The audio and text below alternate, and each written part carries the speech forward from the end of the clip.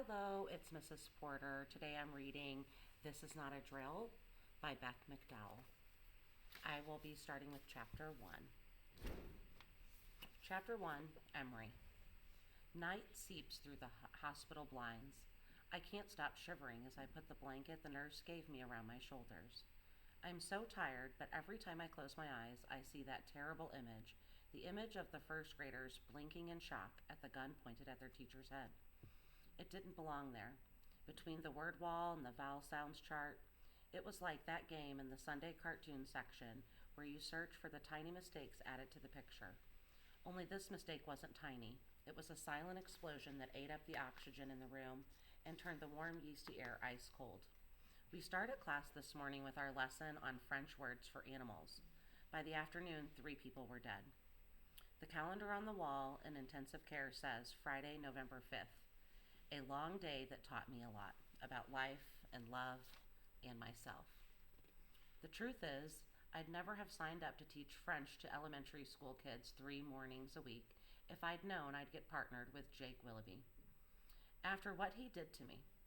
But Miss Campbell, a first grade teacher, was so cool she made everything easier. When I told her I'd always wanted to teach, she took me under her wing.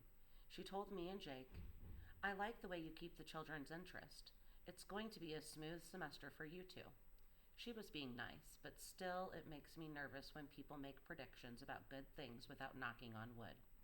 Because it's a kind of like asking for it in a way. But I can't blame her. Mrs. Campbell couldn't have stopped what was going to happen. No one could have.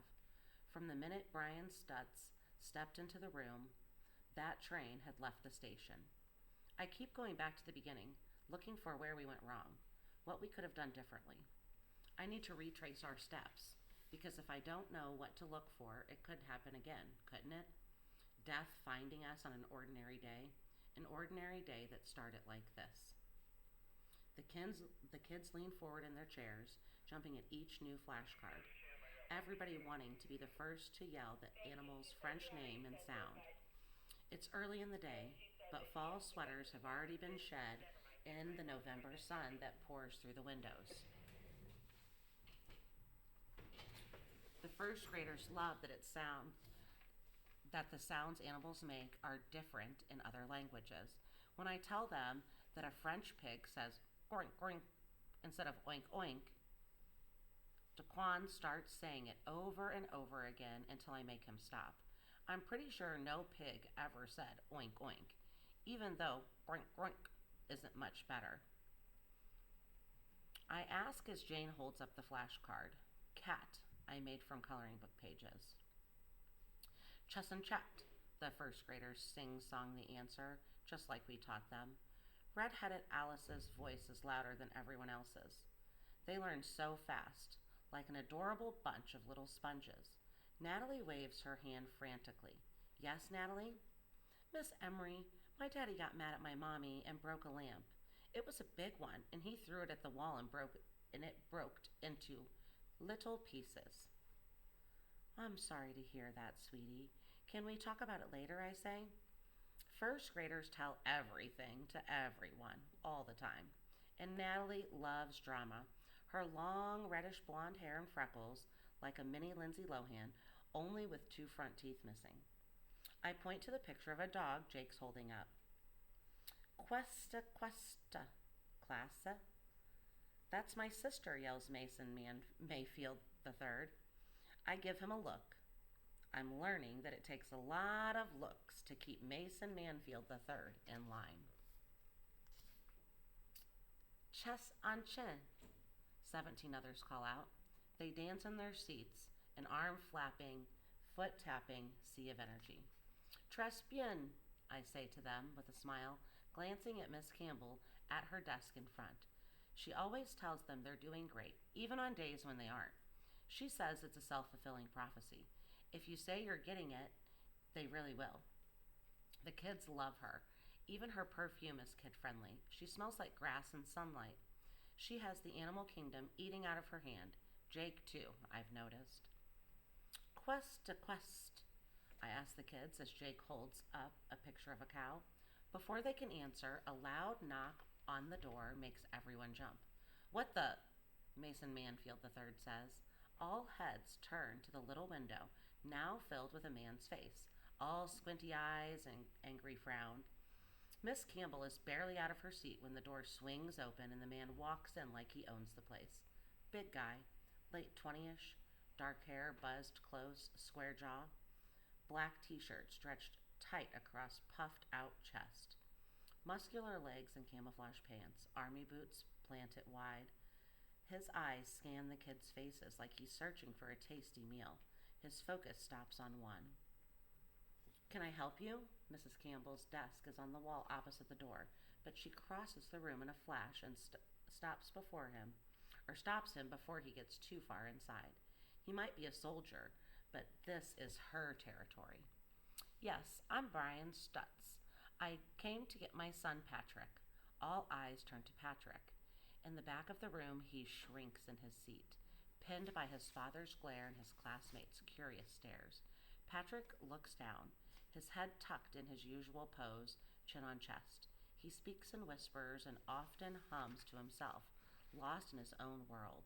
I've tried hard to draw him out of his shell, but without much success. I'm sorry, Mr. Stutz, but checkouts are done through the main office.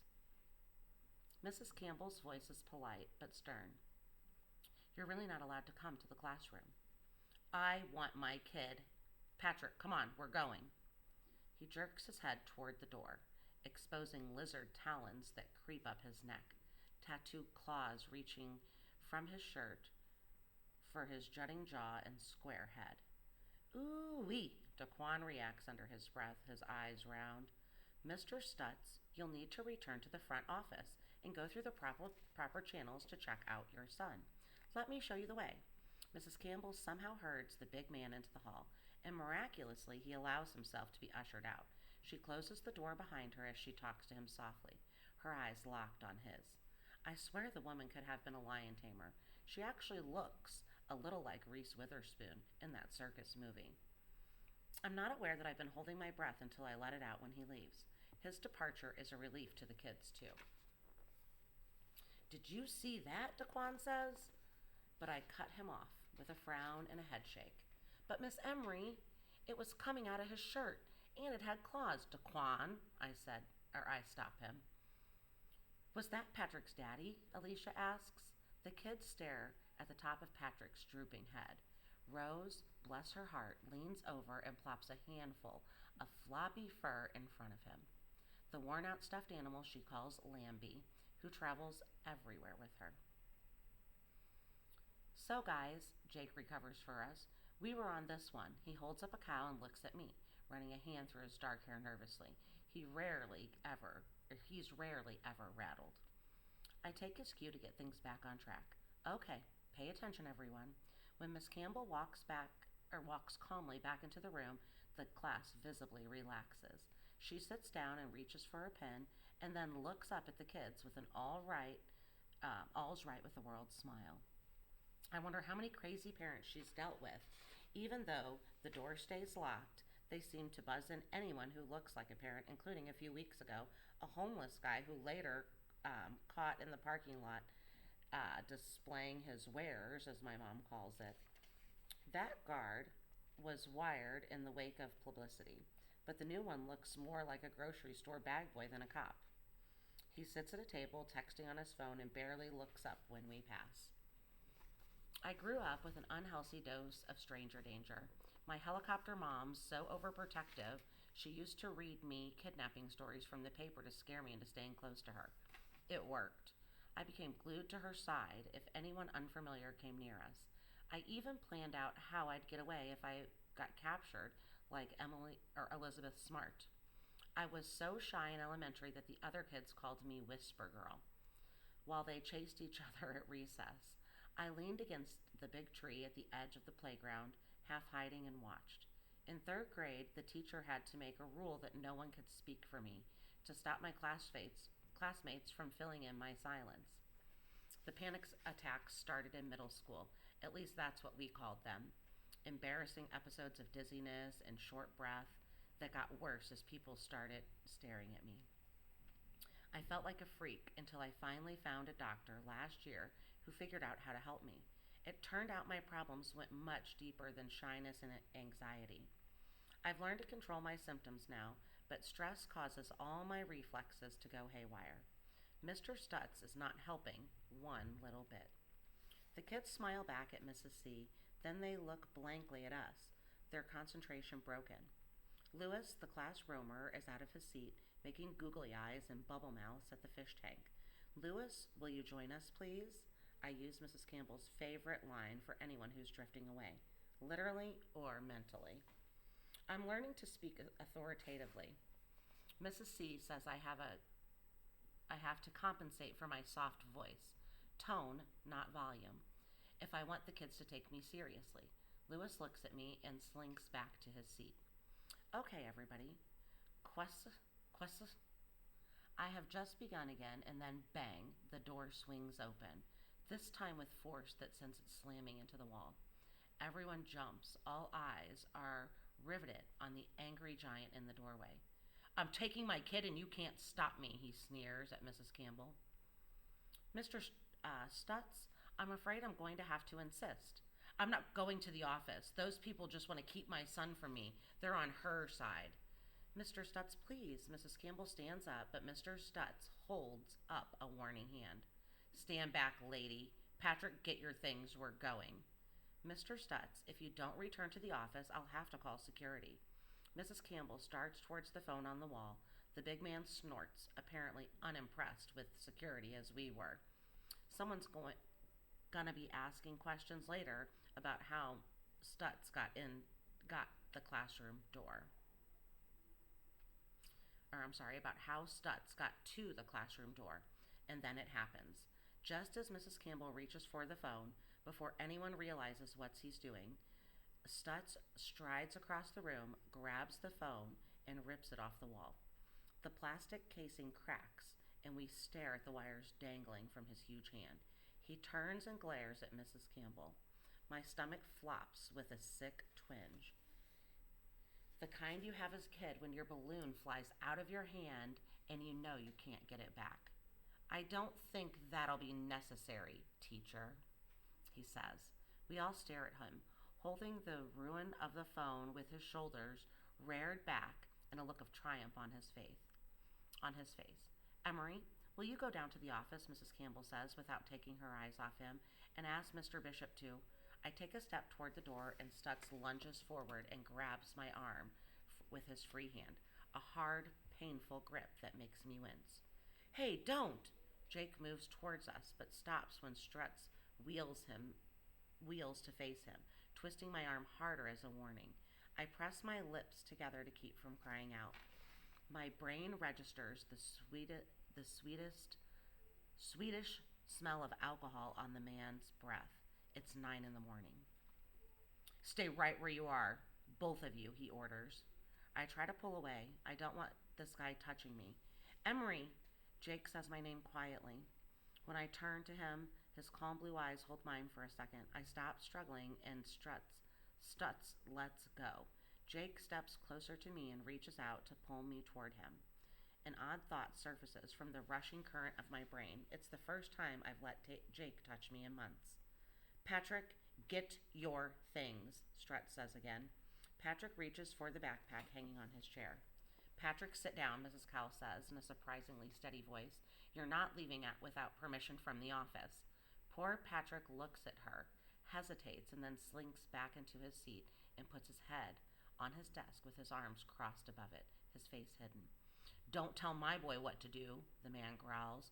Nobody tells my boy what to do but me. Mr. Stutz, I'll be happy to walk with you down to the office, Mrs. Campbell says as she moves towards the door. We can. Stop right there.